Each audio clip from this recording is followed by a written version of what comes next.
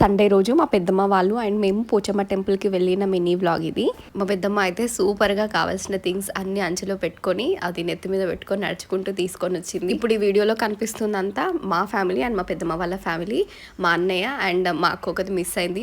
నా చిన్నప్పుడు పోచమ్మ టెంపుల్ అంటే మా నాన్నమ్మ వాళ్ళ టెంపుల్ చాలా పెద్దగా ఉండేది వాళ్ళ ఊర్లోది. కాకపోతే మా అమ్మమ్మ వాళ్ళ ఊర్లో ఉన్న టెంపుల్ ఎంత చిన్నగా ఉండేదంటే చాలా చీకటి, ఒక అసలు లైట్ కూడా ఉండేదో లేదో నాకు ఐడియా కూడా లేదు.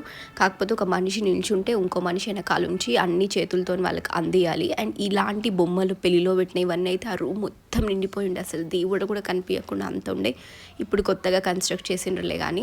సో అవన్నీ చూడడానికి బాగా ఎగ్జైటింగ్గా వెళ్ళే వాళ్ళం మేము, ఆ బొమ్మలు అట్లాంటివి చూడడానికి ఈ ఏజ్ నుంచి. ఇంకా మా పెద్దమ్మ వెండి గోర్లు ఏదో అమ్మవారికి మొక్కుకుంటే అవి పెట్టేసింది. మా చిన్నారి అయితే వాళ్ళ అన్నని కూడా మొక్కు అని చెప్పి తీసుకొని మొక్కింది. ఇంకా తర్వాత ప్రసాదం కోసం how excited they are. And yeah, thanks for watching the video.